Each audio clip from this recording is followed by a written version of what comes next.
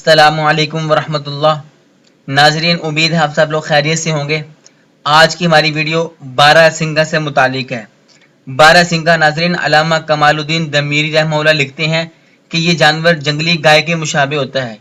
یہ اس قدر باحوصلہ ہوتا ہے کہ اگر اس کو شکاری کی موجودگی کا آس پاس پتہ چل جائے تو یہ پہاڑ کی چوٹی سے بھی چھلانگ لگانے میں دریغ نہیں کرتا۔ اتنی اونچائی سے چھلانگ لگانے کے باوجود اس کو چوٹ نہیں لگتی۔ اس کے سینگ میں جتنی گرہیں ہوتی ہیں اتنے سال اس کی عمر ہوتی ہے۔ بارہ سنگھا کو مچھلی سے بہت زیادہ محبت ہوتی ہے اور اسی سبب یہ مچھلی دیکھنے کو کبھی کبھی دریا کے کنارے چلا جاتا ہے۔ مچھلیاں بھی اس سے مانوس ہوتی ہیں اور اس کو دیکھ کر خشکی کے قریب آ جاتی ہیں۔ مچھلی کے شکاری اس چیز سے واقف ہوتے ہیں، سو جب ان کو مچھلی کا شکار کرنا ہوتا ہے تو وہ بارہ سنگھا کی کھال پہن کر دریا کے کنارے بیٹھ کر مچھلی کا شکار کر لیتے ہیں۔ بارہ سنگھا سانپ کھانے کا عادی ہوتا ہے، چنانچہ اسے جہاں کہیں سانپ نظر آتا ہے یہ اسے نگل لیتا ہے۔ کبھی کبھی ایسا بھی ہوتا ہے کہ سانپ اسے ڈس لیتا ہے۔ سانپ کے ڈسنے سے اس کی آنکھ سے دو چھوٹے نقرہ کے برابر خون نکلتا ہے، جس کی وجہ سے اس کی آنکھ میں انگلی برابر گڑھا پیدا ہو جاتا ہے، جس میں انگلی جانے جتنی جگہ ہوتی ہے۔ لوگ اس خون سے سانپ کے ذہن کا تریاک بناتے ہیں۔ جب اس تریاک کو، جس کو تریاک حیوانی کہا جاتا ہے، سانپ یا بچھو کے ڈسنے کی جگہ پر لگایا جاتا ہے تو بے حد فائدہ دیتا ہے۔ اسی طرح اگر کسی نے زہر پی لیا اور اسی وقت اس کو تریاک پلا دیا جائے تو وہ زہر کے اثر کو زائل کر دیتا ہے۔ اس قسم کا بارہ سنگھا اکثر ہندوستان، سندھ اور فارس میں پایا جاتا ہے۔ جب یہ بارہ سنگھا 2 سال کا ہوتا ہے تو اس کی سینگیں آنا شروع ہوتی ہیں۔ اس کی سینگ بالکل میخ کی طرح ہوتی ہے، جس میں اس کے پیدا ہونے کے تیسرے سال اور سینگ اگنے کے 1 سال بعد شاخیں بننا شروع ہو جاتی ہیں۔ اس طرح برابر 6 سال تک شاخ در شاخ نکلتی رہتی ہیں، یہاں تک کہ ایک وقت آتا ہے کہ اس کی دونوں سینگیں 2 گھنے درختوں کی شاخوں کی طرح معلوم ہونے لگتی ہیں۔ ارسطو نے اپنی کتاب الحیوان، جو کہ حیوانات سے متعلق ارسطو کے 19 مقالات پر مشتمل ہے اور جس کا ابن بطریق نے یونانی سے عربی میں ترجمہ کیا تھا، لکھا ہے کہ بارہ سنگھا ہر سال اپنے سینگ جھاڑ دیتا ہے اور پھر اس کے نئے سینگ نکل آتے ہیں۔ یہ سانپ کھانے کا شوقین ہوتا ہے اور ان کو دم کی طرف سے نگلنا شروع کرتا ہے۔ لوگ اس کے سینگوں سے موذی جانوروں کو بھگاتے ہیں۔ اس کے سینگوں میں ولادت میں آسانی کے لیے تاثیر رکھی گئی ہے۔ اس کے سینگ کا کچھ حصہ اگر جلا کر شہد میں ملا کر چاٹ لیا جائے تو پیٹ کے کیڑے باہر نکل جاتے ہیں۔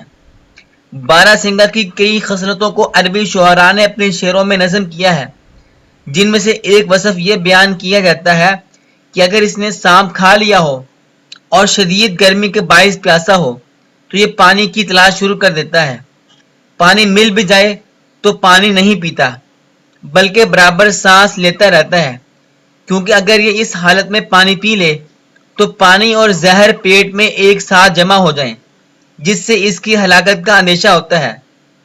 لہذا سانپ کھانے کے بعد وہ کافی دنوں تک پانی نہیں پیتا اور زہر کے اثرات ظاہر ہونے کا انتظار کرتا ہے۔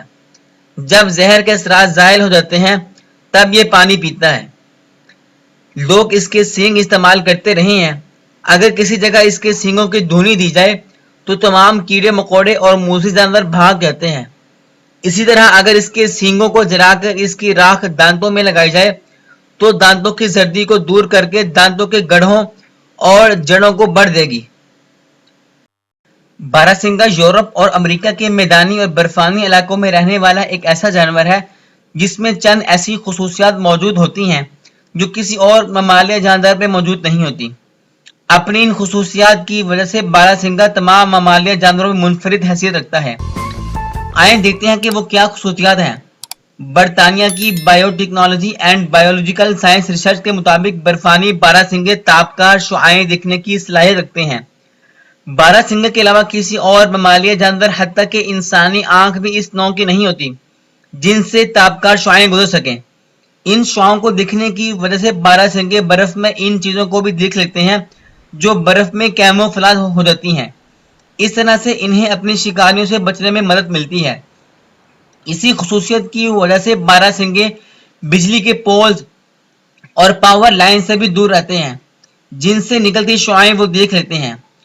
تابکار شعاعیں دیکھ لینے کے باعث بارہ سنگوں کی آنکھوں کا رنگ بھی ہر موسم میں تبدیل ہو جاتا ہے۔ برفانی علاقوں کی تاریک راتوں اور سرمئی دنوں میں بارہ سنگوں کی آنکھیں قدرتی طور پر نیلے رنگ کی ہو جاتی ہیں، جس سے انہیں ذرا اندھیرے میں دیکھنے میں مدد مل سکے۔ اسی طرح موسم گرما کی چمکیلی دوپہروں میں چیزوں کو بہتر طور پر دیکھنے کے لیے علیحدہ قسم کی بینائی کی ضرورت ہے، جس کے لیے بارہ سنگوں کی آنکھیں ایک بار پھر اپنا رنگ تبدیل کر کے سنہری رنگ کی ہو جاتی ہیں۔ دراصل ہر طرح کی روشنی کے لیے آنکھوں کی حساسیت کی سطح مختلف ہوتی ہے، اور بارہ سنگر کی آنکھیں اس طرح کے لیے قدرتی طور پر ایڈجسٹ ہوتی رہتی ہیں۔ بارہ سنگر کی آنکھوں کی خصوصیات کسی اور ممالیہ جاندار میں نہیں پائی جاتی۔